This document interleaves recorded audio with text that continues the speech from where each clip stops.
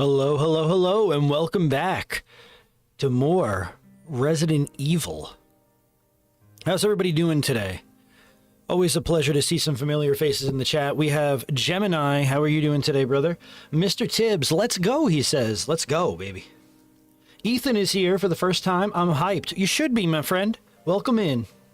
Lily the cat says, everyone relax. I'm here. Absolutely. Once you arrive, we all calm down. Welcome in, Lily. It's always great to see you. Here he is, says Gemini. Let's wake up! Come on. Time to wake up in here. Hello, everybody. I am the Notorious Base. I do a lot of challenge runs and other type of dynamic runs over here on YouTube. YouTube.com/NotoriousBase. It is always a blast to see my friends here in the stream, and it is a lovely sight. So I hope you're doing well on this Monday. Out here in the United States, it is President's Day. I had off, and man, oh man, have we been getting some stuff organized for the channel in this year of 2025. So stay tuned for some of the really cool things we have planned coming out over time. So, my friends, we have reached the third installment of the Resident Evil franchise. You gotta guess it. Oh yeah, it's not the Resident Evil 3 remake. It is Resident Evil 3 Nemesis. It came out in 1999. Okay, let that sink in for a minute. We are all friends here, says Ethan. Absolutely, right? Welcome in, my friend. It is good to see you. Resident Evil 3 has a very interesting backstory. All right, and we're going to start off. Obviously, we have our man Jared at Avalanche Reviews that'll break down a lot of the information for us. We have cut content from the original Resident Evil 3. OGRE3, absolutely. And we have a lot of information as to what Resident Evil 3 originally was. Can't discuss Resi 3 without mentioning that Capcom also had Dino Crisis and Code Veronica also in development at the same time as well. Well, that's interesting, isn't it? Because that's something I want to discuss today. Was Resident Evil 3 always supposed to be titled Resident Evil 3? Or could it actually have been more? Now, you see, that's the interesting part of this, right? When I bring up something like that. Why do I say that? Was Resident Evil 3 originally intended to be a spin-off? Now that's the interesting part here. Let me go ahead and turn my sound machine off. I think it's picking up. I'm sorry.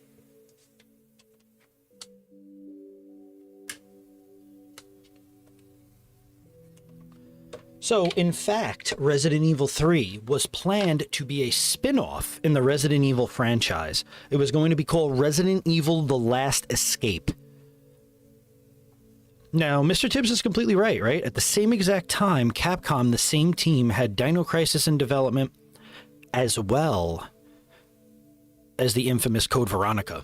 Now, the interesting side of that is that Code Veronica was originally supposed to be the third installment into the Resident Evil franchise. But we got secrets to uncover, right? And Gemini is 100% right. We have to dive really deep into this world today. Ethan says, breaking it down little by little. Absolutely, right? We're giving a little bit of teasers right now. Resident Evil is a fascinating series with so many different concepts, analysis, differences, secrets, things that were never even put into the final products, right? And we're here today to discuss it. So let's go ahead and get started with our man Jared from Avalanche Reviews. All right. Let's get the music paused. Once again, I hope you guys are having a wonderful, wonderful day. Let's see what Jared has to say with this bright flashbang screen. Hey guys, before we start this video off, I wanted to give a huge thanks to all of you.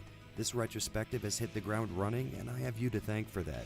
In celebration, I'm planning a bit of a Q&A video, so if you guys have any questions... Cannot wait. My lore cap is on, and I'm ready to back you up and maybe even blow you guys' mind a little. Well, we want that today, right? So obviously, Jared is just giving a huge thanks to his fans and making his channel huge, which rightfully is deserved. He is unbelievable at his craft. I aspire to do this kind of retrospective video format one day. Okay, so we're just gonna skip a couple of seconds ahead, and we're gonna listen in, right? And we're gonna break this stuff down. Thanks a lot, guys. As the 90s were coming to a close, it was obvious that Capcom had a hit series on their hands.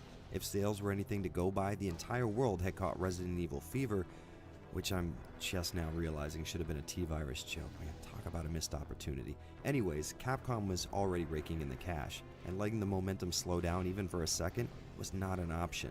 Thus began work on another entry in this great series, and would you know it, it managed to involve itself in some developmental controversy. It seems like from this point forward we should probably just accept this as a rule. Resident Evil 3 is an odd point on the map for the series and manages to get just as many things wrong as it gets right. So without further ado, let's dive headfirst into this odd little spin-off that accidentally fell face first into becoming a full-on numbered sequel in part 3 of the Resident Evil retrospective.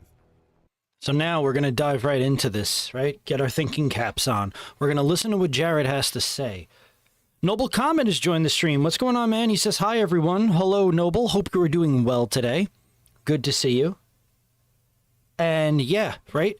So just as many things as Resident Evil did right, maybe it did wrong, right? Maybe there was a lot of experimentation built into this game for the sole fact that it was supposed to be a spin-off. But we have to understand why. We have to understand where this came from, why it even began that way. Notorious Base is like a horror game history channel, says Ethan. Well, I appreciate that, my friend. Yeah, anything Resident Evil, Silent Hill, or Metal Gear Solid, you have come to the right place. It's great to see everybody here. Let's dive in and let's go.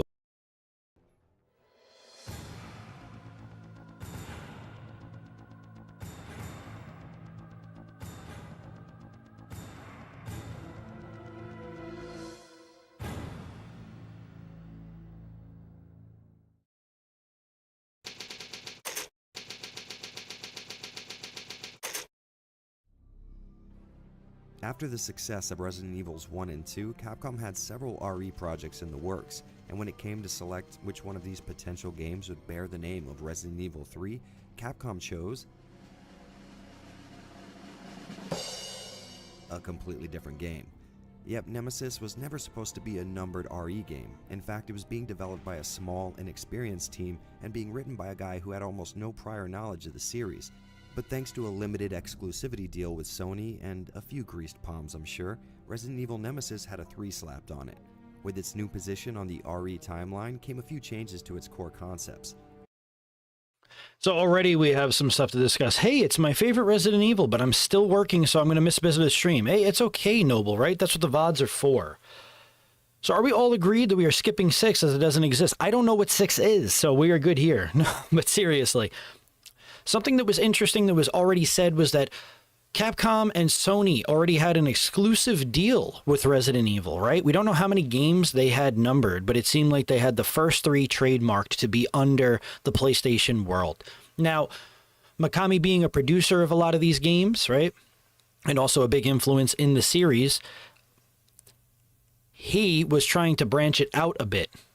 So it's very interesting that Code Veronica was actually meant to be the next Resident Evil 3, right? It was vastly improved from its originals, right? And it also was going out on a console that had never gotten a Resident Evil before, and to be honest, a console way ahead of its time, the Sega Dreamcast. What's that? That's Noble's favorite game, says Ethan. Oh man, this is going to be great today. So, as we're discussing so far, it seems the Code Veronica was supposed to be the trilogy, right? It was supposed to be the third. That's why when people play the Resident Evil trilogy, they include Code Veronica in it, because realistically, it is a part of the originals. It really is. You know, you could play it after 3. So originally, this was going to be a spinoff. It was really between what was going to happen, and because Capcom and PlayStation had that exclusivity deal, Last Escape got the title of RE3. Now, that is very interesting. I don't know how people feel about that. It's going to be something that we really discuss here, because I know there are people that truly do believe Code Veronica should have the 3 next to it. But unfortunately, right, it became a continued story game that almost felt a little bit like a spin-off. Not really. You know, it continued the events of Resident Evil 2 with Claire, set, I believe, 2 or 3 months after her adventures in Raccoon City, right? She went to a Umbrella facility looking for her brother Chris and was captured. Now, I'm not going to go too detailed into Code Veronica because we do have to cover that in one of our live streams. Yeah, definitely a really bad fever dream, like a T-virus, just kind of like Jared said. We'll use his pun. Literally, playing Resident Evil 6 is like getting the T-virus. So now we understand a little bit that Resident Evil 3 Nemesis was originally planned to be a side spin-off game called Resident Evil The Last Escape. Still, everything about it was going to be the same, right? Jill was going to be making her last escape from Raccoon City as she was hunkered down in Raccoon City, hiding, right, from Umbrella. They were in hiding because once they were brought back, you know, after the entire Spencer Mansion incident, let's see right here real quick. They skipped making a RE6 because they knew RE7 would be so good. Agreed, right? 6 could just get nuked, kind of like how Raccoon City did. It is literally hot dog water. And I'm sorry if you like it, I don't. But hey, great minds could think different. So with that, let's continue on with Jared's conversation. It is very interesting to me, and I think it really pissed off Shinji Mikami, right? I think it really bothered him that as he was trying to branch the, you know, the game series out to other consoles and also make it known everywhere, you know, PlayStation still had their thumbs in it, and Capcom wanted all the money that they could garner. I would love to be a part of your Code Veronica stream base. We could make that happen. We could definitely make that happen, Mr. Tibbs. Absolutely. I'm locked in today for a horror history lesson here. All right, well then let's continue. Originally, it was supposed to star an all-new character trying to escape from Raccoon City, but obviously this was a little too similar to the current king of survival horror, RE2. And thus, with the assistance of producer Shinji Mikami, Nemesis became the game we all know today. So, what is that game? Well, hypothetical person asking a question, let's dive into it. Taking place before, during, and after the events of Part 2, RE3 is the story of Jill Valentine, celebrated expert unlocker / co-star of the first game, and her attempt at escaping her hometown of Raccoon City. It seems like her and Chris's return from the Spencer Mansion didn't exactly spell out the end of the Umbrella Corporation, but the repeated poor handling of potentially world-ending viruses very well may. After an outbreak of the T-virus, the entire city has become a zombie-infested nightmare, and by teaming up with a member of Umbrella's own mercenary unit, Jill hopes to finally be free of all this chaos. It was Raccoon City's last chance, and my last chance. My last escape. Obviously wanting to eliminate any potential witnesses to their wrongdoing, Umbrella sends in a bioorganic weapon whose sole mission it is to find and kill every living member of the STARS unit. And that's pretty much it. Of course, there's some more characters and a little bit of intrigue mixed in, but overall, I think Nemesis may have the most simple plot so far. Now, that's not necessarily a bad thing. I mean, Resident Evil's strong suit has never been elaborate, complex storytelling. I can't stop just because I'm wounded. But can't you see those monsters are also the victims of Umbrella? They're way better at putting us in a situation we don't want to be in, giving us the bare minimum reason for us being there, and building a serviceable trail of breadcrumbs for us to follow to the end. In this sense, RE3 feels very familiar and lives up to the series' pedigree surprisingly well. While the main premise being you're in the city, try to get out of the city probably wouldn't work in any other context, it's 3's environmental storytelling and ties to the other games that makes it worth experiencing.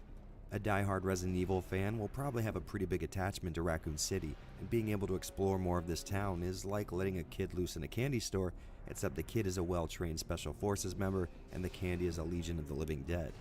So in this sense, I'd recommend you get real familiar with the series before diving in. And the reason for that is sort of complicated. See, the gameplay here is, well, it's probably the most mixed bag that's ever existed. And to explain that, we're going to have to start from the beginning. Nemesis mostly follows the blueprint left by parts 1 and 2, and by that I mean you explore a series of large areas that are relatively closed off at first. While solving elaborate puzzles, you slowly gain access to more map real estate and avoid or kill hundreds of virus-infected baddies. In this traditional sense, Nemesis excels with flying colors. The cornerstones of Resident Evil gameplay are handled perfectly and might even be at their best so far. especially when you consider how hard it must have been to balance the new emphasis on action. Thanks to some graphical concessions, huge groups of enemies can be on screen at once, and almost always are. To counter this, more ammo and weapons are available, but are still evenly spread out, which keeps things feeling tense. To spice things up a bit, there have been some slight alterations, like the addition of collectible gunpowders that could be mixed to create a multitude of different ammo. In the spirit of improving replayability, certain parts of the game have been randomized. Some hazards might not ever show themselves, enemy placements can change, and weapons or items might show up in different areas.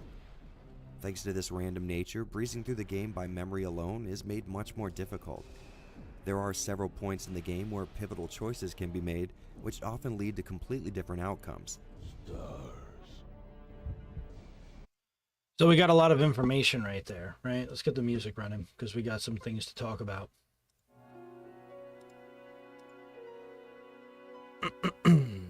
All right. So, interestingly enough, Resident Evil 3 was going to star a brand new main character. It originally wasn't going to be Jill Valentine. Plot twist. So RE3 is the first real step into action horror, as it gives you the most amount of enemies. It gave you a situation where the shotgun is the answer, but only give you the handgun as a solution. I think that is very well said. This game is, just like Jared said, and a lot of what Mr. Tibbs said, a very mixed bag, right? There is so many different things that are happening, and a lot of different experimentation was taking place. We have something called RNG, random number generator, right? And a lot of different things take place in Raccoon City. Sometimes you may see an enemy break out of a car, sometimes it may never break out of a car. And also, some of the decisions you make in the game actually affect what monsters will be in certain areas. Plot twist, it has Steve in it. Oh my god, if anything had Steve in it other than Code Veronica, I would throw the game out the window. Like, absolutely, absolutely not. I think with Resident Evil 3 Nemesis, right, the idea of the live selection was incredible, way ahead of its time. So we got a lot of information on that. Now, he's going to discuss a little bit of live selection, but that let you make a decision, right, that would later affect you. They all had consequences, most of them. See, as you see on the screen right now, we have use the light or use the cord, right? Using the light will prompt Nemesis to have... He'll be knocked off by Jill, right, off of the ledge. And the cord may electrocute him and knock him off, but different things, different outcomes end up happening. Now, he talked a little bit about crafting. This was the first game that gave you the option to craft ammo. Right? In Resident Evil 1 and Resident Evil 2, we had a lot of just basic bare bones ammo that we would find. This gave you the option to use the ammo tool in order to create different types of ammo, right? If you mix 3A gunpowders with a grenade launch, with a rocket launcher round, you got flame rounds. So a lot of it was really understanding what those mixes were, writing them down maybe on a notepad, and just understanding what made what. They really wanted it to be so survival-esque that you were creating things on your own from scratch, and that is so ingenious. To me, like, just as many people, you know, there are a lot of people out there, if you could believe it, that don't actually really care for Resident Evil 3 Nemesis, and I don't understand why. I think that this game, coming from a team that wasn't even, this was their B team really at the time. It wasn't directed by Hideki Kamiya, right? No Shinji Mikami. It was literally a totally different director. I think Ioma directed this one. I may be wrong, but I can't say I noticed much RNG when it came to OG RE4. Was it a discarded concept, or am I missing something? Outside of the enemy drops, they're based on your inventory. Now, I think because that had such a strong focus on Shinji Mikami directing Resident Evil 4, I think it went back to its roots of there is RNG in certain areas with, you know, the way monsters spawn, or like, you know, random drops, like you just said, Gemini. But I think one of the major things was this was a different team that worked on this. They were experimenting what action horror could be. This was the first taste of it. And keep in mind, this was originally the spin-off we have been talking about. So yeah, they were going to definitely try a lot of new concepts in this game, which I had no problem with. I think Resident Evil 3 Nemesis was the pinnacle of Resident Evil, to be honest with you, right before 4, you know, changing the entire landscape as we know it. But when you think about Resident Evil 3, you think of all of the good it really did. And something that's interesting is, like Jared said, the plot of Resident Evils, right? There's usually a sinister plot, and this one does have one, but really one of the biggest plots in this game is Nemesis being sent in to hunt down the remainder of the STARS members that might be in Raccoon City, right? Eliminating Brad Vickers right off the bat. I mean, that dude didn't even stand a chance. It was ingenious, and honestly, it feels a lot like how Silent Hill uses fog to mask a lot of like imperfections that maybe weren't able to hold up on the PS1. I think that using Nemesis as really the main focus, always chasing you, always lurking around a corner, was absolutely terrifying. And I think that just as much as there may have been plot holes in certain parts of the game, you really didn't have time to even think about it because you were being chased by this monster, this maniac. Lily the Cat says, I think Nemesis is the canon way, I think the story, but is that just because it's numbered, do you think, or I'm being simple? I think Nemesis is the canon way, I think the story... Okay, so Nemesis is 100% canon, and you're not being simple, absolutely not. Nemesis was always an idea that was put into the game. Originally, they weren't going to have Jill Valentine escape, but what made money? Let's think about it all right here. What makes money? Characters that return. People love the characters they get attached to. Think about it now, right? As many people dislike the Ethan Winters saga, right? Now people really like Ethan, but it was such a dramatic change from the story's formula.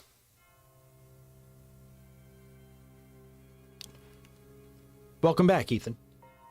And I think that's what made it so special, is that it was different from the normal formula we saw in previous Resident Evil games. Its soundtrack was a delight, right? When you go into the save room and Free From Fear starts playing, you're like, holy shit, I actually get a second to breathe here. But when I go out there, this monster may be there ready to break my head. So I think that was really special. Not the breaking my head part, but you know what I'm trying to say. I think that this game is unbelievable. Now let's hear what he has to say a little bit more on this. This makes starting up a replay pretty attractive, especially since unlike RE2, this is a one-disc, one-scenario affair. Now, I know what you're thinking, and yes, I have neglected to mention the titular Nemesis as a new addition, and that's because he's not really anything new. If you've played Resident Evil 2, or at least watched the last video in the retrospective, you'll know that a giant, persistent stalker who loves to mimic the Kool-Aid Man and is programmed to eliminate the character is old news by now. Honestly, the only thing new about him is the fact that he constantly announces himself by saying, Okay, I might not be giving credit where credit's due here, but often I see real deep analysis videos on the RE series. For some reason, Nemesis chasing you into areas that were previously thought safe is always described as some kind of revolutionary step forward in the series, but the only thing that changed between these two enemies is Nemesis sometimes attacks other enemies. Sometimes. Both show up unannounced and challenge the player's idea of where they're safe, and both leave behind items and weapons for those that take the risk of fighting them. They're essentially the same exact character. So how do we feel about what Jared is saying here? No perception of whether he's correct or incorrect, right? Again, all opinion. Do we think that they're one and the same? Do we think that it's something that we've already seen? Now that is it's a bold take. I'm not going to say it's not, but would you guys say that basically it was kind of like a recycled idea, but this one was more faster, more ready to rip your head off, ran, did a lot of different things? Or would you say that like this was kind of like a breath of fresh air in the right direction? Yeah, we had Mr. X, but Nemesis was absolutely terrifying. Gemini says, Nemesis being able to follow you really changed the dynamic of the game and added a layer of complexity to the game that blew all of our minds back in '99. See, I agree with that. I think that just because the formula was already made didn't mean that the formula wasn't still working. And I think, right, one thing Resident Evil always strives to do and works really well with is building upon previous installments, characters, mechanics, and all of that. Mr. Tibbs says, Nemesis was a tyrant that was infected by a parasite that changed a tyrant into a monster that had a problem-solving intelligence, but taken enough damage would make it result back to the tyrant status. Wow. Okay, so it had intelligence, right? This one was programmed to understand its assignment. It knew what it had to do, right? It knew that it had to actually take out certain people. It knew that it had to hunt. Mr. X was kind of just like a, drop-in capsule of the I think it was the T100. I forgot what Mr. X actually is. I think it's the T800, T100. And would follow you around, but he would walk, but he was breaking through walls. He was doing all of that stuff already in RE2. Gemini says, I think he's correct in his statement, but I say that Nemesis encapsulated the idea of a more empathetically than Mr. X. I would agree with that. I think that, right, if we're thinking of this game in the spin-off idea, having a monster that's constantly chasing you, especially with the STARS members really being hunted by Umbrella because they didn't want their secrets out, I don't see how it was a bad idea. And I don't think Jared is saying that it's a bad idea at all, right? I think he's saying it's something that we've seen before. And is it working? Do we really stack these two up next to each other and see much of a difference? My answer, T002. Thank you so much, Jim. So, me personally, right, I think that the idea of Nemesis building upon what Mr. X already had, made. And why is the music not on? Where's my audio director? Hey, come back in here. I got to do everything myself. Anyway, right? We look at this and we're like, oh my God, this is unbelievable, right? In 1999, or those of us that are just picking up the game now or in the last couple of years, we're not sitting there thinking, is this another recycled piece of gaming? No, this is actually a brand new character with brand new traits, brand new movements, and will scare the shit out of you if you're not careful. I think that there is a lot of recycled things in video games, especially in this day and age, that don't work. I think Nemesis did. Mr. X was the T1002 model that we find out the Umbrella Chronicles that was based on one of the researchers called Alexei. Yeah, I don't know where my sound editor went. He just started running out of the room. Unbelievable. But yeah, I guess I got to control everything here. That's very interesting. I didn't actually know that, Mr. Tibbs. That's really insightful information. Umbrella Chronicles and Darkside Chronicles are two games that I've played, but it's been since like the Nintendo Wii era since I played them. So that might actually be fun for us to play on the channel soon, is the Umbrella Chronicles and Darkside Chronicles, because we could definitely get those up on here. But it's very interesting. And I wonder if people now looking back on it feel the same way. But let's go ahead and continue with Mr. Jared's video. So I guess the real question is, why am I such a big fan of the T103 and not Nemesis?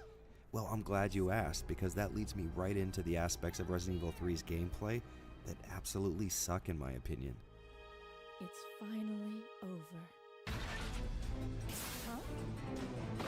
Like I said earlier, the developers wanted 3 to be way more action heavy, and also like I said before, the increase in enemy count is balanced nicely with an increased amount of firepower. Of course, Mikami wasn't going to stop while he had a good thing going, and decided to add a huge emphasis on speed and precise movement with tank controls. Now there's no getting around it, I'm a huge supporter of tank controls. I think they're surprisingly intuitive and an essential part of survival horror. That being said, they have absolutely no place in a fast-paced action-heavy game. Trying to slightly alter your course to avoid an enemy and plan for a total change in perspective thanks to an incoming scene change is a skill most RE fans have mastered.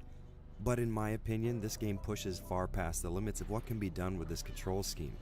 In the simplest terms, boss fights in this game are damn near unplayable thanks to this. So how many people would agree here that tank controls for Resident Evil 3 being an action horror game, how many people here would say tank controls in an action horror game are not good?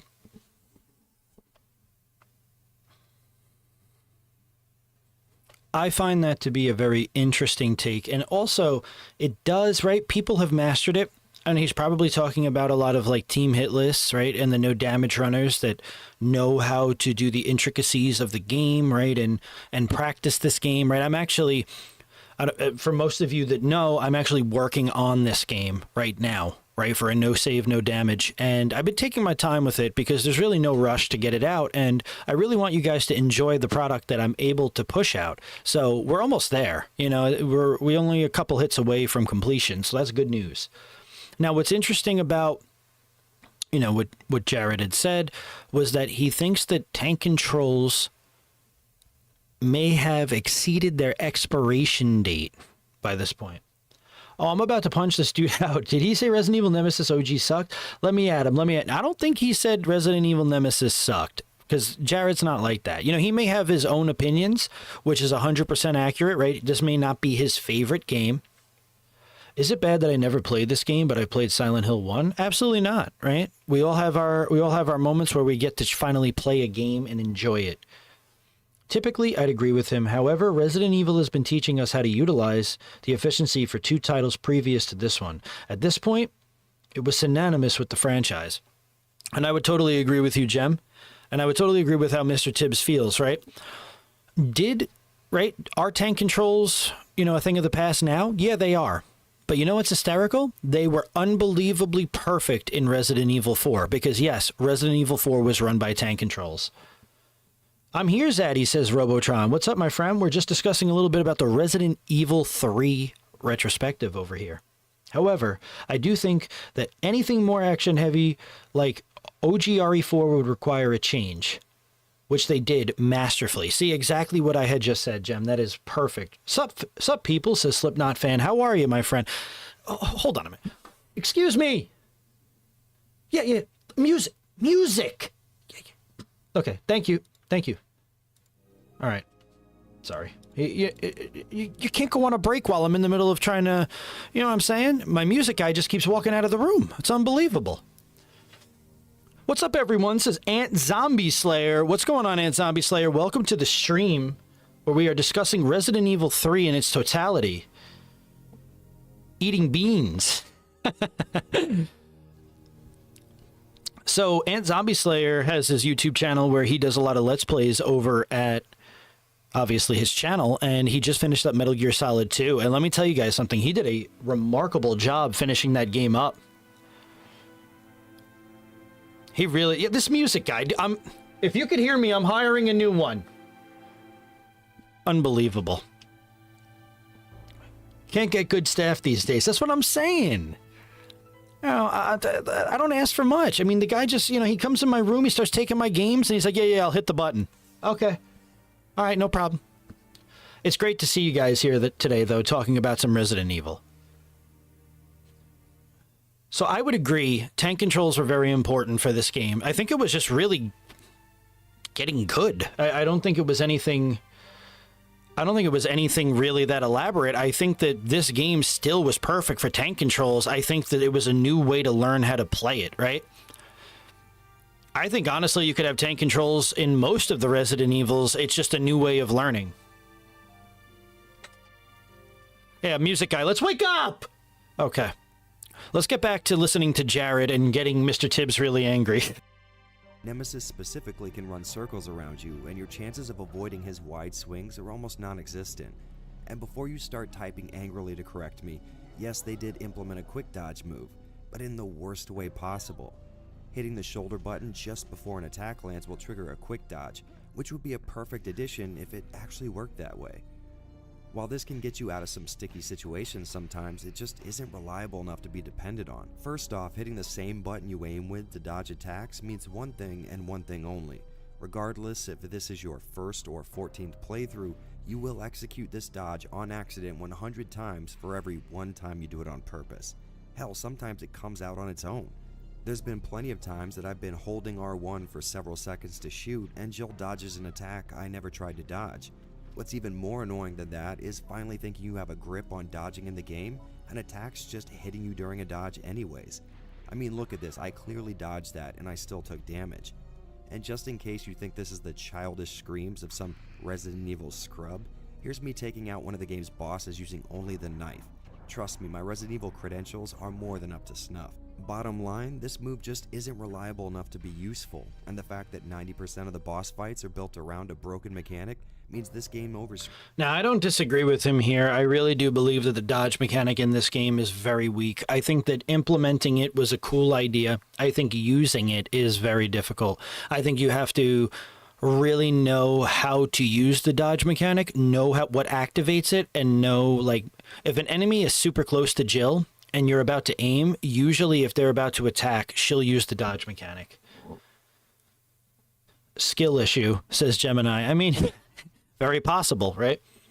Imagine taking nearly a month to do a no save, no damage on this, says Mr. Tibbs. Oh, man, we got a funny guy in the chat. You know what? I'll hire you to do the music. Get the music on. Thank you.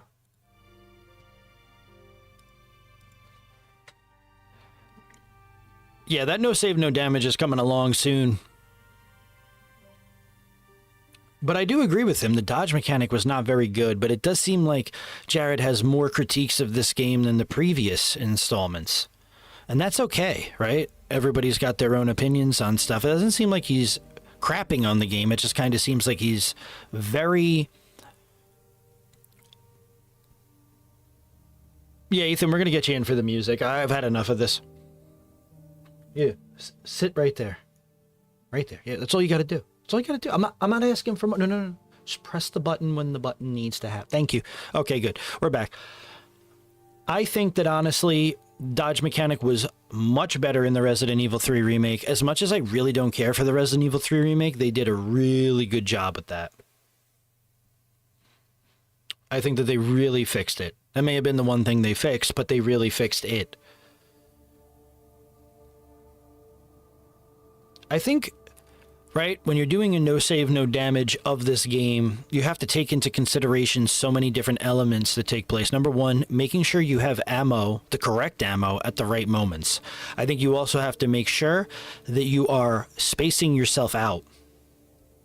Really giving yourself that space to really take on enemies, because they're, just like Jared said, there's a lot of different bioweapons around the map.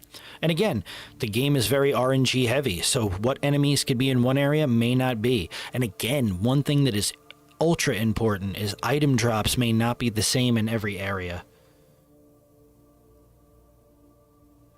I think he's Lily the Cat says, I think he's probably right on most things, but I only played the original 2 first time last year and got used to it pretty quick. Yeah, right? Like, it was a very comfortable playthrough because the game's mechanics, right, were built directly for those games, but really testing out a new game with action horror and having to use these tank controls, I mean, it could be stiff, but I think that once you get used to it and you get good at it, seriously, I think that you could really master it no matter what.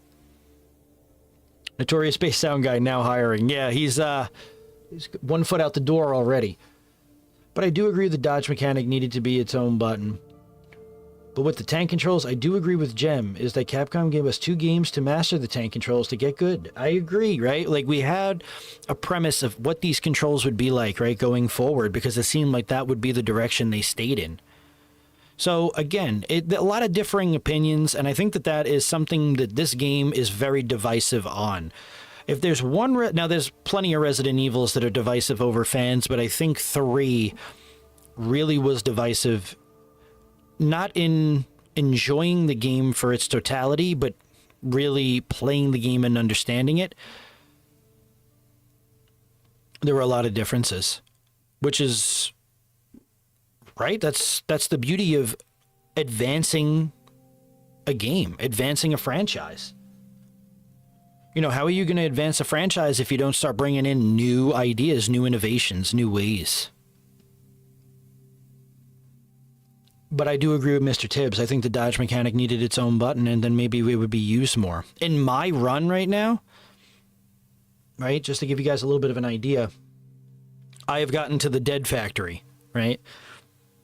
And I don't think purposely I've used the dodge mechanic ever. Sometimes I actually avoid the dodge mechanic because if you're using it against hunters, it is such a slow animation that you're probably just going to get hit. It looks cool, but I don't think it was 100%. And that's the problem.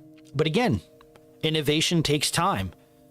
And when you're working with the PlayStation 1, I mean, they really pushed the boundaries in this game, kind of like how he said, right? One thing we notice about Resident Evil 3, more zombies and monsters could be on screen at one time than ever before. If you want to talk about pushing the limits of a console, this is your golden egg. This is the game. You're really pushing the boundaries of what the PlayStation 1 could handle. Now, I mean, this game, just like every Resident Evil, had been ported to a bunch of consoles, right? We had the Dreamcast, GameCube, PC, right? And probably more. But it's not a simple task, right? This game, for what it was, especially being directed by totally different people, I think it was very innovating. And I honestly, if the dodge mechanic is one of the worst critiques, I'll take it, because I think the game, other than that, is perfection. Yeah, this is the point where you hit the music button. You could turn. Yeah, you could turn. Yeah, thank you. Okay. Very good, very good. I'm going to go ahead and play the video. Is that all right with you? Just make sure when the music needs to go on, it goes on. Okay, good. Green is likely to be burned into your retinas by the end.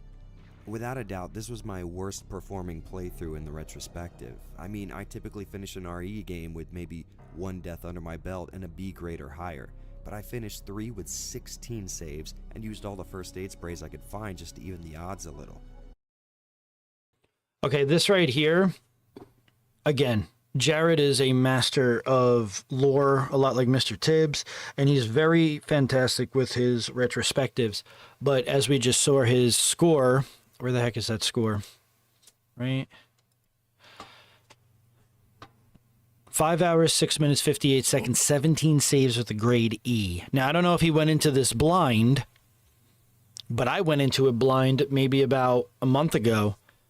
And I think I got an A rank on my first thing. So again, it's really how comfortable you feel playing a game. And I think that was something that was so important, right?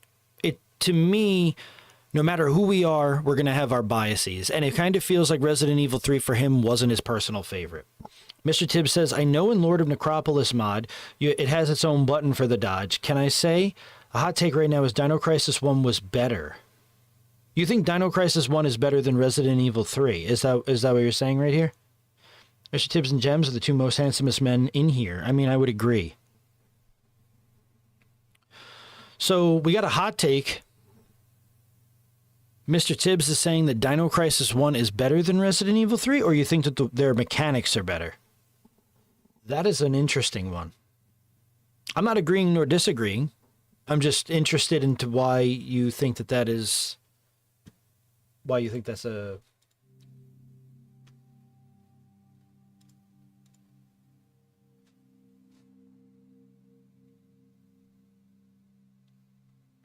TC1 greater than RE3, let's go. Robotron knows how it is. Oh, man. So it seems like a lot of this, Jared, is really... He's really hitting on a lot of the negatives, right? Like... And I know a lot of us in here are probably... I think the mechanics were better, and thank you so much, Robotron, says Mr. Tibbs. Okay, that makes sense. I would totally agree with you.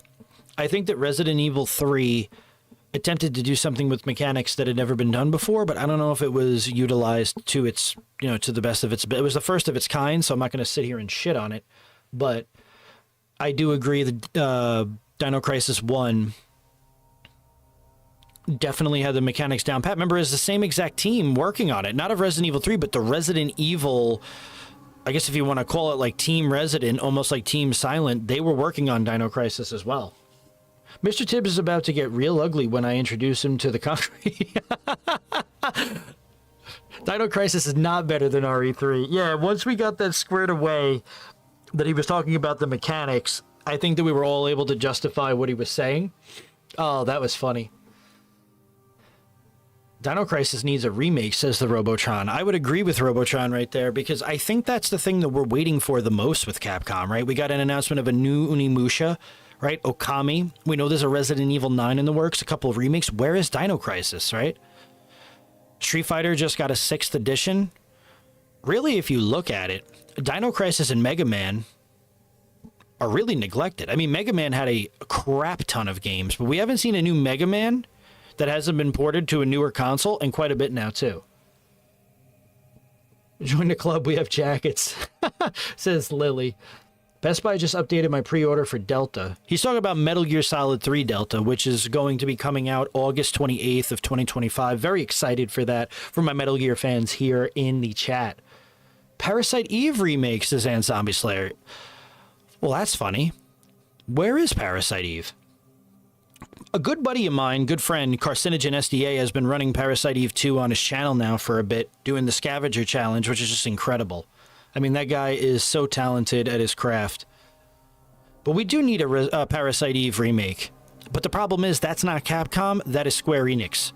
And when they had money left over from Final Fantasy VII, they were able to make another series, you know, Parasite Eve. So with RE3, Mr. Tibbs says, so with RE3, when you get hit, you feel it's a game's fault. But Dino Crisis, you get hit, you feel like it's your own fault with the mechanics. Wow. Dropping bombs. I would agree.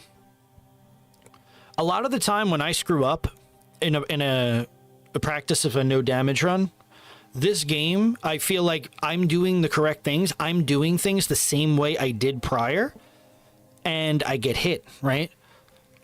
But I don't always think that it's the game's fault. I think that I need to learn to adapt to its RNG cycle and the things that go on. I think if you're using the dodge mechanic, you're screwed no matter what. But yeah, it would be nice to see a Parasite Eve remake. We got to just hope that, you know, Final Fantasy's remakes sell enough, and maybe they'll touch on that. Who knows? So let's continue with Jared spiel over here, and then we're going to get into the cut content of Resident Evil 3 and really just deep dive into other stuff. All right. Maybe one death under my belt and a B grade or higher, but I finished 3 with 16 saves and used all the first aid sprays I could find just to even the odds a little. Okay, so to make a long story short, You're a bit late for that! RE3 does traditional Resident Evil gameplay perfectly, but when a boss fight starts, there's just too many uncontrollable factors to account for. You can never really know which way the RNG is going to swing, which means being prepared with lots of ammo and health items just doesn't cut it anymore. Now, I know there's some Nemesis speedrunner in my comment section losing their shit right now, but for the rest of you, well, just try not to throw your controller at anything valuable. Okay, so after a long, specifically angry rant like that, you're probably looking to hear something positive about RE3's presentation, and you're in luck. Nemesis looks amazing. As the last game made in this engine, the devs knew exactly what knobs to tweak, and RE3 comes out as the most visually impressive game in the PS1 trilogy. Now, as usual, I have to give a huge amount of praise to the pre-rendered backgrounds on display here. Every single screen is alive with beautiful PS1 level CG detail, and it's clear that the environment designer made this game his magnum opus. Particularly, I like this area where a battle between the army and a group of BOWs took place. You just gotta love that type of environmental storytelling fan service. Character models do look a bit boxier than those found in 2, which means a reduction in geometry, but this comes at the benefit of having up to 9 or 10 zombies on screen at once. Those same zombies suffer from the same issue, but there's also a huge variety of them this time around, and their shaded textures are the most detailed you're gonna see in a PS1 RE game. This tiny reduction in character geometry is a small concession to make, and it's likely that only people seeing these two models side by side will ever notice any kind of change. So I will agree with him there, right? The pre-rendered graphics of Resident Evil 3 Nemesis were stellar, right? It felt alive, very vibrant, very colorful. Robotron says, insert the Joe Rogan image of at the UFC where he's leaning back and his arms are out. It's stunned and Mr. Tibbs just dropped. Yeah. Joe Rogan wants Jamie to bring up footage of using the dodge mechanic on a grizzly bear. Honestly, I'm about to hire Jamie to do my sound. To leave Jamie out of this. I'm expecting Jim to use a clip of Ripley headbutting a Photoshop picture of my face. Honestly, might be necessary. I think Nemesis in this game looked fantastic. The gothic, like, leather, right, that he, or whatever he was wearing, right? It was so appealing. It was awesome, right? The Resident Evil 3 Nemesis, where he's wearing a trash bag with a busted nose, just didn't do it for me. I know I'll get a lot of hate, you know, from people on that, because I know there are people that love the Resident Evil 3 remake. I can't say I'm one of them, but again, for its shortcomings, it does have some of its positives. Now, it's interesting that Resident Evil 3 was really pushing the limit, as we discussed before. This game pushed the PlayStation 4 to its absolute seams. And we just saw the difference in Jill and Claire, right? Carlos. Yeah.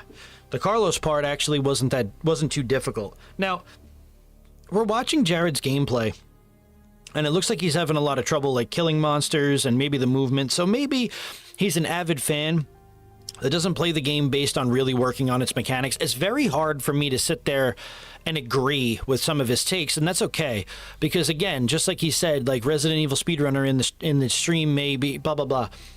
I do agree, right, with that. I think that because I play these games down to beating them to death, I see the intricacies and I understand how the game mechanics work.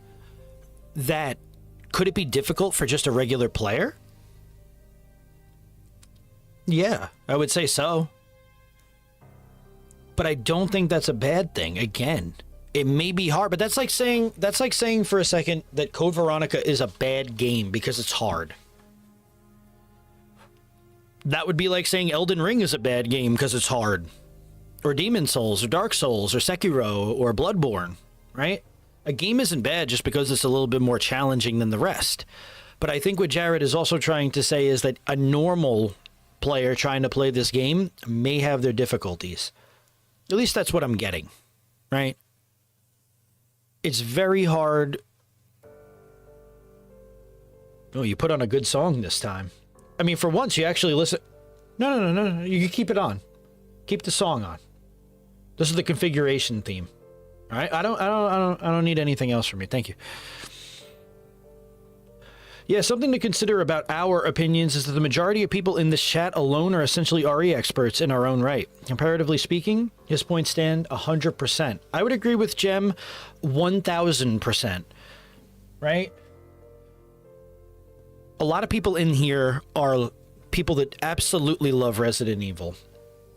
Right? Live and die by it. And really know the details of the mechanics. Right? I specialize in no damage, which is just wild enough. Right? Mr. Tibbs specializes in different type of challenge runs, whether it's knife only, right? Or playing the game on the hardest difficulties with, some sort of restriction. Those are tough. Get off my train, shitbird. I think when you do beat a game down to a science, like I do with Code Veronica, you do get an appreciation for it, and I agree with you, Base. Exactly. There's more appreciation when you learn a game inside out. This is why I do it, and I'm going to give you guys a little insight really quick. Growing up, I used to watch my dad play these games, and I used to always think, how did these survivors get out of here without a scratch? So that led me to think, can I beat these games without taking a scratch? And that is where the no damage came in. This is well before I even knew Team Hitless was a thing. I can't say I am. I think that learning a game inside out is, Ethan, you are unbelievable at Mario 64. If you guys don't know, you should definitely check out his Twitch. He is a speedrunner for Mario 64. He's actually really good at it. And I think that beating a game down to its pulp, me either. I'm a garbage player, but I love the story. You're definitely not a garbage player, Lily, right? You're a player that's learning to play a game that is very intricate. And the stories are really fascinating here.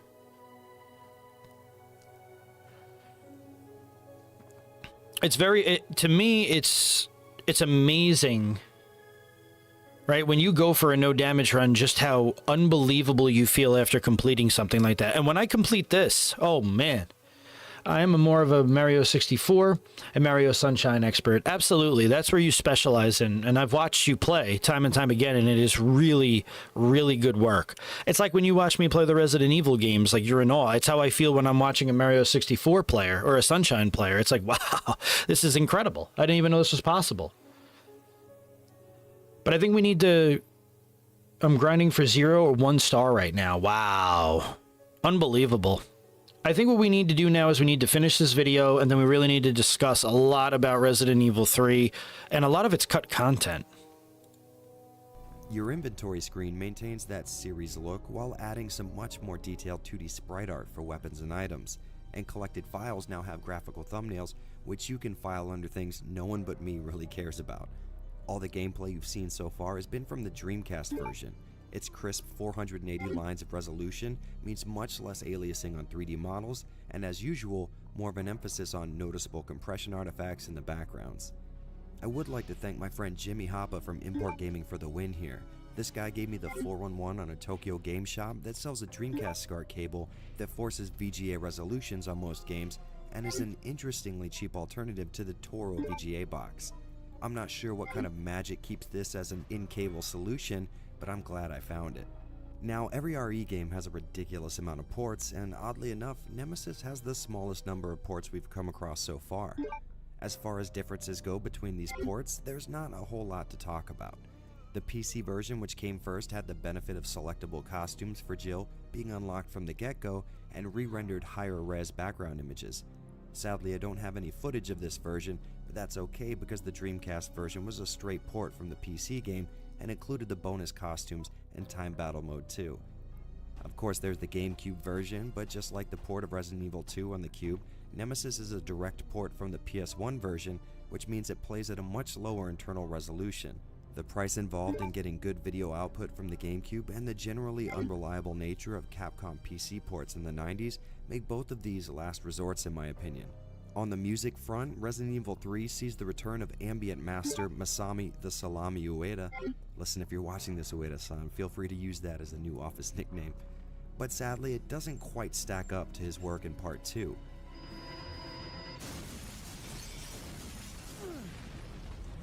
This definitely doesn't mean he didn't put together an amazingly dark and creepy soundtrack, it just doesn't have the same impact and memorability of his previous work. And if anything, the fact that one of the weaker entries in the Resident Evil soundtrack universe is this well made and fun to listen to should tell you everything you need to know about how good Masami Ueda's work is. My particular favorites are... Okay, I'm going to stop you right there, Jared. Absolutely love your content. This soundtrack for Resident Evil 3 is absolutely on par with one of the best. I don't think Uedo-san... Right, I don't think this was the weakest soundtrack. I actually think this is pretty dang good. And I think a lot of the people in the community would agree. Ethan Winters is in the chat. Yeah, I'm Rose. But honestly, this game had such amazing ambience, and it really, really did a good job. I love in this game that you get to run around the urban streets of Raccoon City. I think that was so masterfully done, right, Ant? I think that they did such a good job in this game, right? In the Resident Evil 3 remake, it honestly felt like we were running around the same, like, corner section of, like, a store market. And honestly, where we go, Moon's Donuts. So then I remember just, like, a head rolling and dodging out of the way. I didn't understand what was, it was like a bobblehead. Well, no, RE3 OG definitely had a better soundtrack over RE2. See, I don't know if it had a better soundtrack over RE2, but I think that it was not a bad soundtrack at all, and I think that it's actually one of the best Resident Evil soundtracks. Free From Fear is such a banger of a save theme, right? I had mentioned that earlier. That is a great save theme. That, to me, does rival the Resident Evil 2 Secure Play save theme. I would agree. And I think that that's, you know... The ambience and music that Ueda-san put into a lot of these Resident Evils, and since this was the last game using this engine, I mean, for all intents and purposes, I think that this was really, really well done. I don't think that there was anything bad about this soundtrack, right? I do like that he mentioned the ports, because that was something that I was talking to you guys about, right, with the Resident Evil ports, right? The games are usually always ported to a lot of different things, but it seems like 3 had the least amount of ports. Where we got it for the PC Source Next, right? We got it for GameCube, Dreamcast, and I think just PlayStation. I don't think there were many other ports, which is very interesting. I don't know. I really think that we got to give Resident Evil 3 the benefit of the doubt. But I want to see how he finishes up this video so that we could actually discuss it. The Hospital and City of Ruin tracks. Definitely check those out if you're into Resident Evil music. One small thing to note is a bit of a problem with the audio of the Dreamcast version, at least in my experience. I had to crank down the background music to around 60 or 70 in the options menu, just so the music didn't completely drown out sound effects or voices. Now this isn't really a big deal, but I thought I'd mention it. Okay, so this has been a pretty up and down appraisal so far. I guess the big question is, do I recommend Nemesis to potential fans of the series? And the answer is a resounding yes. I know I harped on about the dodge mechanic and emphasis on quick, evasive movement, but that generally only applies to the boss fights. There's about 75% of the game where you are free to just play it as a Resident Evil game, and this isn't contrived barrier. You can really appreciate the subtle improvements, like the improved. So it doesn't really sound like, you know, much more than what Jared was already saying. It seems like he really has a strong standpoint on Resident Evil 3, probably not being his favorite. It was kind of like a loophole in the series. Ethan says, I'm working on my no damage run for Mario 64 as well. Well, I can't wait to see that, right? That's going to be incredible. So, you know, thank you, Jared, for a wonderful video. I think that it's very interesting just how divisive this game was transitioning before 4, right? Because 4 didn't literally come out until like 6 years later, right, in 2005. And obviously we got our games from Resident Evil 4's development, as we know. When we dive into Resident Evil 4, you guys better get your hard hats on, because that's going to be a lot of stuff, right? We have 3 different renditions of things that came from it. Even Unimusha was birthed from it. I mean, there were a lot of games. We have Unimusha, Haunting Ground, and Devil May Cry. I mean, that's a lot of games that came from just one game. Let's go over to this document right here. I just wanted to read a little bit of this. A Resident Evil for everybody. Following the sky-high success of Resident Evil 2, Capcom decided to capitalize on its momentum by greenlighting a number of projects related to the franchise. Each product would serve as a specific purpose. The first was Resident Evil 3, directed by Hideki Kamiya following his successful result in Resident Evil 2. Capcom allowed Kamiya to direct project on his terms, and his ambitions reached far and wide. Specifically, he felt... You know what? I'm doing the music myself. Specifically, I think Resident Evil 2 represents everything I would be able to achieve in a survival horror game on PlayStation. My vision for the next game was to make something brand new and more provoking. As a result, I decided to make Resident Evil 3 for PlayStation 2. The PlayStation 2 was intentionally meant to launch in 1999, before ultimately settled on March 2000, released in Japan over 2 years after the release of 2. Well, it's interesting that originally... I'll have a hard something. I honestly, it's interesting, right? Another project greenlit around this time was Resident Evil Code Veronica. While Sega competed against the PlayStation with the Sega Saturn, ultimately experienced nowhere near the same level of success as its competitors.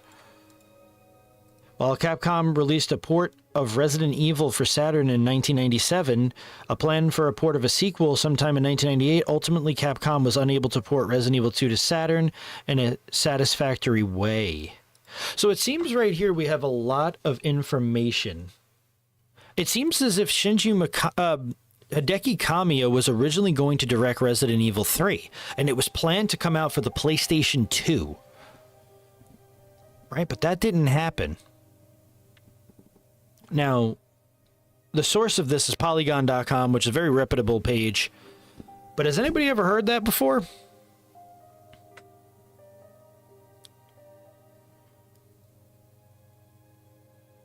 I didn't even know that this game was originally planned for the PlayStation 2.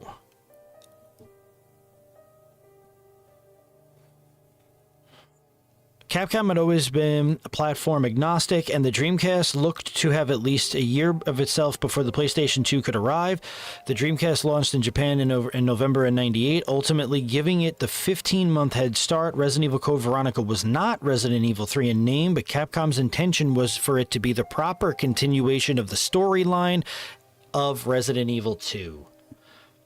So a little Resident Evil trivia for you, says Mr. Tibbs, is that Jill was meant to be in Code Veronica instead of Claire, but because of the Ashford twins, they needed the opposite story to them and used Chris and Claire. Now that makes total sense, right? It's like the dynamic opposite of you have the two crazy twins and then you have the pretty much normal twins, right? The Redfields. And I think it was synonymous, right? It was in synchronicity that it felt really good. Wow, I wonder what RE3 Nemesis would have looked like on PS2, says Ant Zombie Slayer. Me and you both. It would have looked a lot better, I can tell you that. Seemed too early to be planned for PS2. I agree, right? And it's very interesting that Hideki Kamiya did not work on Resident Evil 3. So before we read that, let me say something. Why did Hideki Kamiya not work on RE3? I'm actually very curious here. Yo, Notorious, you should do a Mario 64 history breakdown. I mean, I'd definitely be open to doing other breakdowns of games. I just need to know them better. Hideki Kamiya did not work on Resident Evil 3 primarily because of internal conflicts at Capcom regarding the game's development direction, where he and other developers, including Shinji Mikami, protested against the executive interference, particularly from producer Yoshiki Akamoto, who wanted to change the game significantly to be more commercially appealing, leading to Kamiya and others submitting resignation letters in the form of protest. Oh my god! I did not know this. What the hell? So that was the plan from the start. The Hideki Kamiya, because of how well Resident Evil 2 did, he was going to direct Resident Evil 3, but because they were pushing Capcom to make this game so commercially appealing, they literally said, no, we're not doing this. You could have my resignation letter. I'll go somewhere else. So that is why Shinji Mikami was only a producer on Resident Evil 3, and Hideki Kamiya didn't actually direct the game. Gemini says, internal discourse unlocked. Yeah. This seems to happen a lot, right? We have games where there's an internal conflict going on. I think one of the biggest ones I could talk about real fast is PT, right? Over at Konami with Hideo Kojima-san. That game was going to be revolutionary, and just its demo alone built so many games. Visage, all of those games, right, that were just like it. Oh my god, I knew Akamoto was putting pressure on the employees, but never to that extent, says Mr. Tibbs. I know. Okay, so it says, though they ultimately returned to work on different projects, Kamiya was later assigned to work on Resident Evil 4 instead. Wow, so wait, now we even have more earth-shattering news. Hideki Kamiya was originally supposed to work on Resident Evil 4. The question we have now, did Hideki Kamiya work on Resident Evil 4? Following his work with Resident Evil 2, Kamiya was hired on as a producer of Biohazard 3, a PlayStation title set on a passenger liner. What is this? Kamiya was, however, exhausted and see, like, there's very differing narratives here. I'm back, Brother Base says Noble. Welcome back, buddy. Hopefully work was okay. Hideki Kamiya never played Resident Evil 3. Well, would you? If you were supposed to be the director of the game and they were like, nah, F yourself. We're going on with something bigger and better. I'm honestly interested in what the game would have turned out to be if Hideki Kamiya was the director. Who was the director of RE4? Because now I'm like, this is like a loop. We're really, get your tinfoil hats on. Who was the director of RE4? Shinji Mikami. So where did Hideki Kamiya go? Well, we know that he went to go make Okami, right, in Devil May Cry. So maybe after all of this, like, influx, this internal battle with Capcom, he basically decided, no, I'm going to step away from the Resident Evil light. I'm going to go work on Devil May Cry. I'm going to go work on other projects. You guys could focus on Resident Evil. I think he was meant to work on the Hookman version of Resident Evil 4, but then stepped away. I actually believe that because that really feels like a Kamiya type of move, right? And that's something we're going to discuss in depth is 3.5, because 3.5 has a lot of knowledge on it. Let's see. Why didn't Hideki Kamiya work on RE4? Oh, wow. Look at this. I didn't spell right, but context. Originally, Hideki Kamiya, director of RE2, was tasked with RE4, but Kamiya didn't like horror and felt limited by the fixed camera angles. That's very interesting. My hat is on, don't worry. We'll make sure it's really glued to your head. This is very interesting because really, if you look at it, we could have had a totally different game here, folks. So really, after he petitioned to not be on RE3, originally he was going to direct it, then he was going to direct RE4, and that fell through. And Shinji Mikami himself, the godfather of Resident Evil, took the throne of RE4. Oh my goodness. Speaking of Nintendo, Capcom had its own ambitions to bring Mario and Zelda Maker platform despite deep technological hurdles, blah blah blah. October of 99, paving the way for Akamoto to greenlight an exclusive prequel titled Resident Evil Zero, which, like Resident Evil Code Veronica, would have a significant story ties to other games in the series. You can tell he didn't like horror by Bayonetta and DMC. I think I totally agree, right? I think one thing we could say is that Hideki Kamiya was never a big horror guy. And he actually said that when he was, like, my buddy Carcinogen SDA, there's actually a video of him sitting down with Kamiya-san and really having a conversation about, you know, directing Resident Evil 2. And he did discuss, you know, not really being a fan of horror, but that's what makes a horror game great, right? Is sometimes people that are terrified of horror are the best horror tellers because it's their deepest fears. Wild, wild reveal, says Gemini, and I agree. Oh my goodness gracious, that was... Woo! So we really went down the rabbit hole for that one. We had to dig deep. But Hideki Kamiya stepped away. And obviously he went on to do Devil May Cry. Did you guys know, funny enough, that the Serenity theme in Resident Evil 4 is actually in Devil May Cry 1? It's in the main lobby hallway. Very, very interesting stuff here. All right. Let's dig into Evil Blitz, who is a tremendous YouTuber, right? Love anybody that covers Resident Evil and does it correctly. Evil Blitz is very, very good at covering Resident Evil. We also have the Obsessive Gamer up in the top right who does cut content in history. We're going to look at the cut content from Resident Evil 3 Original, which is pretty interesting. You have to know how to be scared to make something scary, says Noble. Wiser words may have never been spoken. You have to know how to be scared to make so. That is why Kojima-san was so good with PT, was because he was terrified of horror, right? That's why he was always a man that made like Snatcher and Zone of the Enders and Metal Gear Solid, right? He didn't really do Silent Hill, but he was terrified of Silent Hill. He was actually a huge fan of Silent Hill. He played all the games. Kojima-san loved Silent Hill, right? He really adored it. And I think that's why he took it on. That was Tibbs level bomb drop for a reveal. I know, honestly, I think we really revealed something Mr. Tibbs level there. I'm actually very proud of myself. So many wild connections, and Zombie Slayer says, I know, right? It's very interesting when you see something that you actually didn't know was really going on behind the scenes. Capcom had major issues, right? When corporate greed gets in the way, some of the best stuff we ever could have had never actually happens. It's just like PT, right, over in Konami. We could have had probably one of the greatest Silent Hill games ever made, and although Bloober Team knocked it out of the park with the Silent Hill 2 remake nearly a decade later, I mean, just think of what we could have had.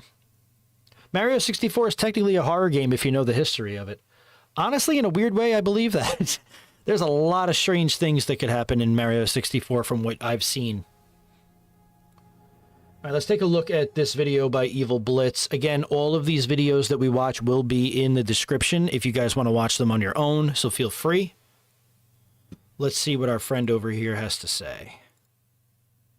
Game from Capcom that was crafted way back in 1999, and just like Capcom's previous two entries, this game had quite a few assets that never ended up making it into the original game. With that being said, here is all the cut content from Resident Evil 3. The zombie horse was a rejected enemy design for the game. It was thought that because of the reliance of horses in the American Midwest, they would be bound to appear somewhere around Raccoon City. The only known concept art piece shown that the creature would have undergone an irregular mutation, growing it to twice the height of a man, as illustrated. An image on the left of the paper shows that the horses would attack by trampling people to death. While horses have yet to appear in Resident Evil, the concept of a large creature trampling people to death was reused in the infected elephant in Outbreak. Now that is, wow. So obviously the infected elephant was one of the first big like animals to be in a Resident Evil, right? But it's incredible that if the area of Raccoon City was known to have horses and stuff, where were they? Imagine seeing a zombie horse and it ran up to you like, giddy up. That would be absolutely terrifying. Bradish's notepad. This is wild. The transforming creature was a rejected enemy design for one of the earlier Resident Evil titles. It went through 2 designs before being rejected. In both instances, they were drawn as mutating from a female test subject wearing an Umbrella branded gown, as confirmed in the term transform being used. The first design portrayed a slim human with an extra pair of eyes in the forehead. Its arms were to mutate into mouths halfway between the wrist and elbow, complete with tongues. The second design was far less humanoid than the first, with much of the body being salivating mouths. A tongue can be seen extending out of the back of the head. This design has the remnants of the hands form the end of the arm jaws. A smaller sketch shows the intended attack method of the creature, which was to get in front of a target and bite its arms off. Maybe this design was just what would happen if the creature was left to its own after transforming into Design A, kind of how Birkin undergoes transformation throughout Resident Evil 2. Among all the cut content in Resident Evil 3, there was many scrapped items, which I will go over now. The broken hose was an item used to be combined with the hose joint to have a fixed fire hose. Batteries were an item that needed to be inserted into the remote without batteries in order to use it. The blue chemical is a bottle with blue liquid inside. Similar to the unused item in Resident Evil 2, which is called FRW09, it was supposed to be combined with the grenade rounds to create flame rounds. The blue, red, and yellow coins were another unused item found in Resident Evil 3 Nemesis. Its purpose is unknown. The dummy key is an item that looks very similar to the spade key from Resident Evil 2. Its purpose is also unknown. Giga Oil. So there really was Giga Oil for Giga Chads. No, there was really a lot of cut content. Like, look, there's a chain right there, right? We got the dummy key, which we have no idea what that was actually for, right? Maybe it unlocks some common sense for the people who don't like this game. Speaking of animals infected with the virus, weren't supposed to be a gorilla enemies in RE2. Yeah, in 1.5 we have some gorillas that break out of the back of a SWAT car. They really were toying with a lot of different like animalistic ideas. Sounds like enemies from Parasite Eve. Yeah, those arm creatures, honestly, like I just wish that one thing that I always wished with Resident Evil was that like they kept like enemies kind of cycling through like the story of which they were, right? If Crimson Heads were a more aggressive form of zombies in Resident Evil 1, and then Lickers were their next mutation, how come we never got to see Crimson Heads again? Was it because any sort of like BOW information on them was wiped out during the Raccoon City incident or the Spencer Mansion incident? How come we never got to see them in RE2? Or was that because it was a remake? Just imagine how creepy Crimson Heads would look in a Resident Evil remake. It was a halfway stage of a liquor. Man, there were a lot of transformations of a liquor. They were like Pokemon. Unbelievable. Giga Oil. I can't get over that. I think that was insane. Was an oil tin can of Giga Oil brand with an unknown purpose. The heavy chain is an item that's supposed to be used to lower the ladder above the van in the road near the boutique. Once you climb the ladder, you can get the hose joint from the fire hydrant box. The hose joint is an item meant to be combined with the broken hose to fix it. The keyring is another unused item found in Resident Evil 3 with an unknown purpose. The remote is an item used as the remote controller in the sales office. The mysterious enemy was an enemy design that was scrapped in the concept art phase. The creature was based on a human body turned into a grotesque form comparable to an arthropod. It was capable of jumping over 10 meters into the air. In the 1999 E3 version of Resident Evil 3, Jill Valentine had a different portrait in the inventory compared to the final version. The unused handgun is a weapon found in the files of Resident Evil 3 Nemesis. Whether it was meant to be used as a test or a prototype for the Merc's handgun is unknown. The Tyrant Inferior is a creature that was planned to appear in one of the early Resident Evil titles, but was later scrapped. The creature is a zombie which has undergone mutation. They are uncommon but appear across Raccoon City and are capable. So that's a very interesting creature, right? And a lot of weapon designs that were maybe just used as assets put there, right? It was interesting to see that Jill's inventory screen in the E3 1999 trailer she had a different picture. And honestly, the guns looked a little different too. And Zombie Slayer makes a valid point. Lickers were specifically G-virus mutations. Crimson Heads were the T-virus mutations. This may be why they were scrapped as an evolutionary stage. It's very well, and I agree, right? And Zombie Slayer's right on the money with that. Maybe that's why they didn't go ahead and make another creature, because it would have, crossed paths with the T and G virus and wouldn't have worked. It was a different mutation. Inferior Tyrant is one I'd have loved to have seen and explored more. Yeah, that would have been really, really cool. Again, a lot of things that we have never seen in this game, and he goes through them pretty quick. Of running. The Wildcat was a rejected Wow. creature for Resident Evil 3. It was intended to appear in the Raccoon Park segment of the game, which was instead replaced by the Hunter Y. Oh, wow. So the Hunter Y originally was supposed to be like a cat. That's actually insane. I do believe, Mr. Tibbs says, I do believe if we get a CVX remake, I think we will get a return of the Crimson Heads, as obviously the T. Veronica is meant to be stronger and more aggressive virus. I would love to see Crimson Heads again, and even if they're there, that would be awesome. It would be really cool if we got like a little bit more information, right? We find Hunk's report in the room inside of Resident Evil Remake with the Bandersnatches. It would be so cool to just get a little bit more information on Hunk. I think one thing, as you guys know, the persona here on the channel since the rebrand is I love Hunk. Hunk is my favorite character in all of Resident Evil. He's the most mysterious, right? Mr. Death. And I think just learning more about him, even if they made a spin-off game directed at Hunk, would just be so badass. And there you have it. That is all the scrap content from Resident Evil 3. Thanks for watching, and I'll see you next time. Now, really, is that all the scrap content from Resident Evil 3? Are we getting a Hunk game? Now, that is a very interesting question. Let's see. Because if we ever did, I would be first online, waiting outside in full camo. Hunk appears in several Resident Evil games. Okay, I don't want to know that.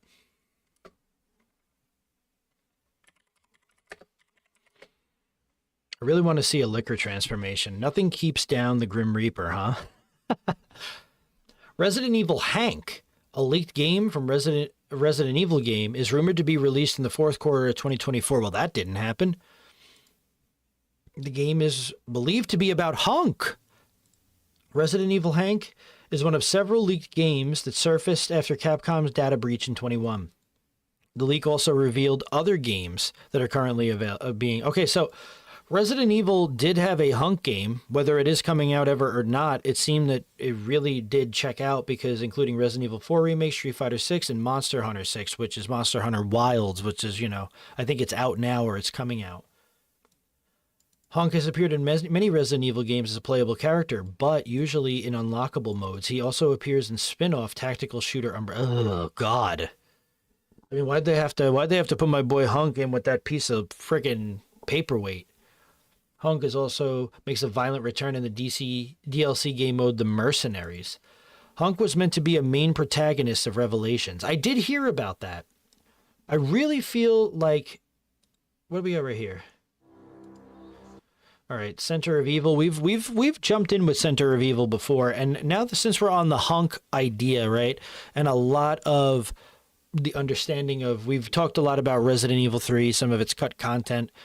We're on the conversation now of Hunk, which we're theorizing here. So now we're going to talk a little bit about what happened to the Hunk game. Hunk is such a cool character, says Lily the cat. He's like a secret character for beating all the games, isn't he? Yes, he is. That was the way they approached him, was that he was unlockable in Resident Evil 2. You could play as him in Resident Evil 4, right? You see him in Operation Raccoon City, that garbage piece of trash Umbrella Corps, right? There's a lot of different ways. You find documents of him in Code Veronica X, as Mr. Tibbs knows very well, right? Rockford Island, where Resident Evil Code Veronica takes place, was actually a training facility for Umbrella agents. So you had guys like Nikolai and Hunk, right? Having a friendly rivalry. That's where they trained. That was a lot of where they trained a lot of the Resident Evil, big and bads, especially the Umbrella agents. All right, guys, gonna head out. Have a good night. Awesome stream base. Have a great night, Ant Zombie Slayer, and thank you for jumping into the stream today. Let's take a look at the Center of Evil video.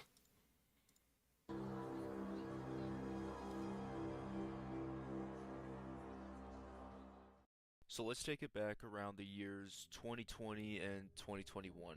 There were a bunch of Capcom games that ended up getting leaked due to a data breach, which contains some games that are currently available today and will be in the near future, ranging from the likes of Resident Evil 4 Remake, Street Fighter 6, Monster Hunter 6, and Dragon's Dogma 2. There are also unconfirmed games and canned games ranging from Resident Evil Outrage, Final Fight Remake, Power Stone Remake, and many variants of Street Fighter 6. But there is one particular game that was always interesting, but I never knew if it was going to happen or not.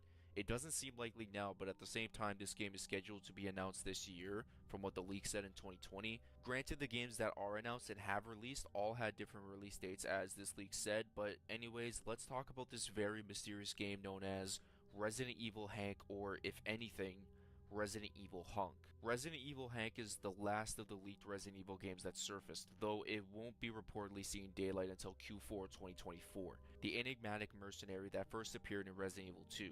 The alleged Resident Evil Hank could finally explore this mysterious yet popular RE character, though it will be a while before any fans get any sort of info on this project. I forgot when that article was posted, but as of right now, there has been nothing for this game. All we really have is the leaked document from the data breach, and all we can really do is question if this game is still going to happen, or if it won't, and or has already been canned. As of right now, we know Resident Evil 9 is in development 100%. So this is a lot of interesting things here. Have a good night, Ant. Mr. Tibbs says, even Wesker was trained on Rockford Island. How do you think he knew the T. Veronica virus? Because he was there at the concept of it. Wow. That's something I didn't even know. Because he was trained on Rockford Island as well. That is incredible stuff. Now, it's very interesting talking about Resident Evil Hank, which I guess is the code word for hunk, right, in Japanese terms. Whether it was canned or not, we don't know. Or whether, again, like the thing with Capcom when it comes to Resident Evil, we know Resident Evil 9 is in development, right? The 4 remake ended with 5 probably being its next installment. We know 0 needs a remake, Code Veronica. But it was interesting that they were finally touching on something that so many people had longed for, right? A hunk story. Finally understanding our mysterious, enigmatic character that we all love. I mean, I personally love to death. It's interesting to see that Hunk wasn't, shown at all in Resident Evil 3 as well. If he's fighting to survive, right? He's escaping around the same time that Jill's escaping, but in a totally different area. But realistically, he's escaping the same time as Jill. So it's almost interesting that the helicopters weren't seen taking off around the same time. I mean, this is probably just going to talk a lot about what Hank is, and I really think that Resident Evil, for all of its failures, has really done unbelievable triumphs in gaming history. Resident Evil 3 Nemesis. Let's take a look at something. Resident Evil 3 Nemesis. Let's see.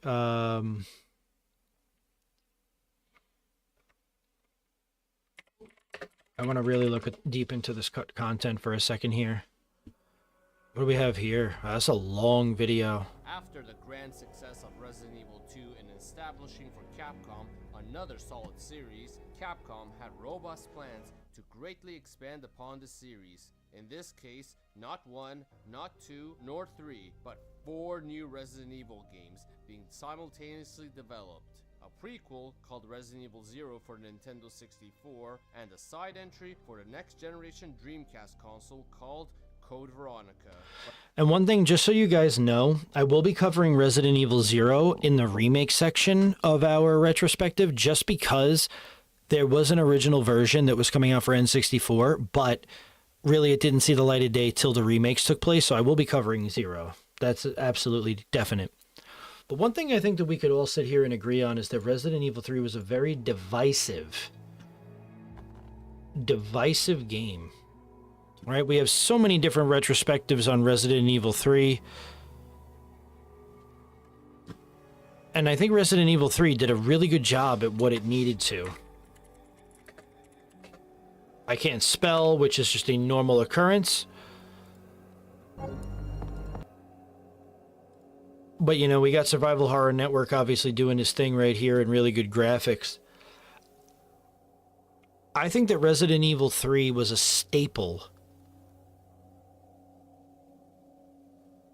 in Capcom's legacy and for games to come.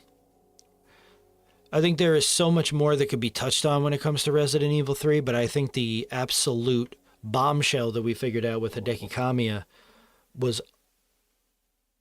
was literally, pardon none, one of the greatest things I've ever seen just now. And I think the most important thing we need to do is look at the credits. Resident Evil 3 staff, right? Let's take a look at this really fast. All right, let's go back a second right here. So we'll see some stuff, right? We see a lot of different names and credits, support companies.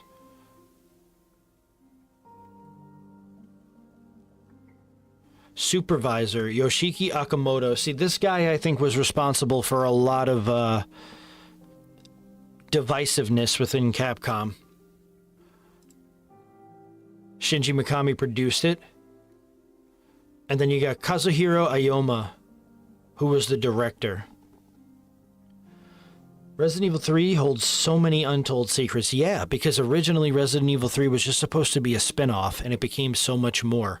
So they really had a lot to dive into. Like, if we look at Ink Ribbon, right? We have a... I think I just hit F11. Oh, boy. Okay, we're back. Resident Evil 3 hidden info. A lot of different, okay. Secrets and Easter eggs. Ink Ribbon always comes through. Alright, so we're going to watch Ink Ribbon because Ink Ribbon is a master. He adores Resident Evil. Literally adores it head to toe. We're going to finish off today watching his video, and we're going to talk a little bit about the Easter eggs that he discovered. But honestly, guys, this has been a lot of fun. But let's continue right here. We need to know. We need to know. I need you to hit the button. Music. We gotta play the video. Thank you. Thank you. No. Go sit over there. I don't want you anywhere near me. Thank you. All right, let's take a look at Ink Ribbon. And we're going to see what he has to say. After making my video on the top 10 Easter eggs in Resident Evil 2, I decided to dive into the next game, Resident Evil 3 Nemesis, and see if I could find any other deep hidden secrets, and I'm happy to say that there are definitely a few. Just know that some of these can never be unseen once you know about them. And with that, here are the top 10 secrets and Easter eggs in Resident Evil 3. Number 10. Creepy Sky Face. So I'm starting this list with this entry because I don't actually know if this just looks like a face or if the developers intentionally put it into the game, but if you get to this screen and look into the sky, you can see what looks like a giant white face behind the buildings in the sky. I did a ton of research but couldn't find anything, but regardless of its origins, it's something you can never unsee. You're welcome. Okay, so I'm going to immediately pause this video because I have to show you guys something that happened while I was recording footage for this video. In the sewage treatment plant, I came across those drain demos or whatever they're called, the things that look like Chimera from the first game, and I saw something that I've never seen before. It's really fast, but I'll slow it down so you can see. It looks like one of them produced a baby or like a tiny one. And then I immediately killed it, and then I left the room before I realized what had happened, so I didn't really get a good glimpse of it, but I've Googled this, I can't find anything. As you can see, something happened. If you guys know what this is, please let me know in the comments, but yeah, bonus Easter egg while I was hunting Easter eggs. So, let's continue with the video. Number 9. Enhanced ammo. So some people probably already know this, but I feel the need to put it here because it's very easy to miss, and I didn't find out until many replays of the game. As you know, mixing gunpowder with the reloading tool can make different ammo types, depending on how you mix it. At a certain point, you have the options to mix gunpowder instead of making standard ammo. But if you keep mixing regular ammo gunpowder, eventually a prompt will ask you if you'd like to create enhanced ammo. This applies to both handgun ammo and shotgun ammo. This ammo has a lot more stopping power than regular ammo and is able to stop Nemesis temporarily as he chases you, which makes the enhanced ammo great for stopping him in his tracks. Number 8. Nemesis drops. This is another one that most people should know, but in my experience a lot don't, so I feel the need to mention it. The Nemesis is a pain in the ass and can easily kill you without warning if you aren't careful, but taking him down is worth it if you can do it. Only available in hard mode, if you manage to defeat the Nemesis every time you encounter him, he will drop a special item. The first two are parts to a special handgun that can be combined to create the most powerful handgun in the game, capable of blowing zombies' heads off with a pretty high success rate.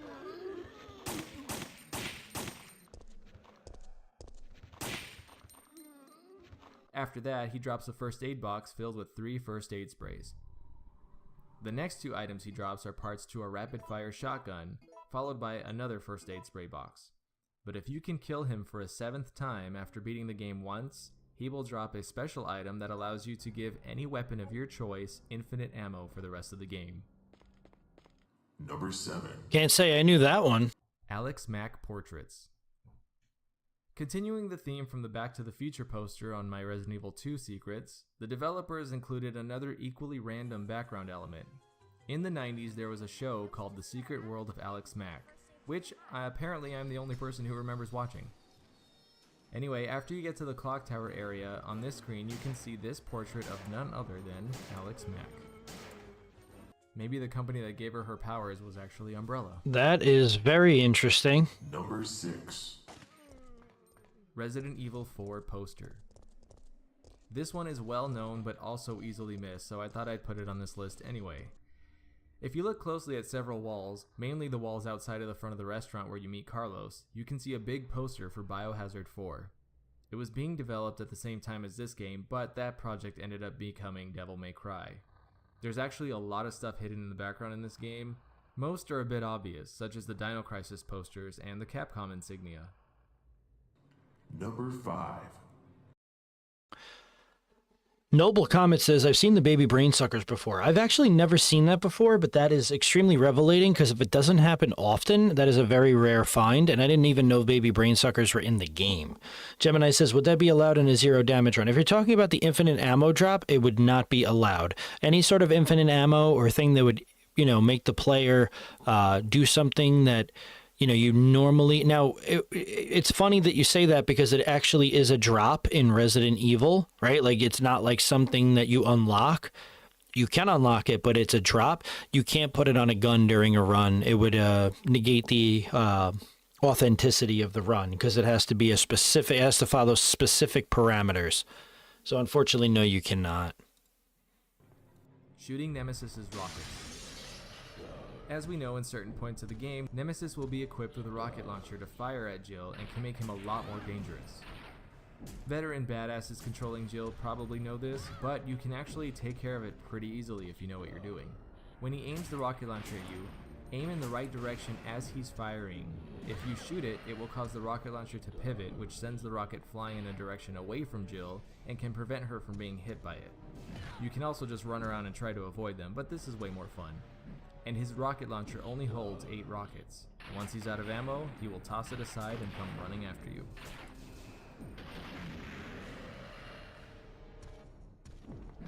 Number 4. Back to the Future. If you watched my Resident Evil 2 Secrets video, you already know there's a picture from the Back to the Future movies in the STARS office, albeit with a slight color palette shift. Well, in Resident Evil 3, there are actually 2 references to Back to the Future at the Stagla gas station. First, we have the infamous DeLorean parked right outside. Then, if you go inside, you can see this picture from the STARS office again, as well as a few interesting pictures, such as this one from the movie 4 Weddings and a Funeral. Wow! I wasn't able to make out the other ones, but if any of you guys do, let me know in the comments. Number 3. Shooting street lamps. Throughout the game there are explosive barrels that you can shoot, resulting in a big explosion. But most people don't know about the exploding lamps.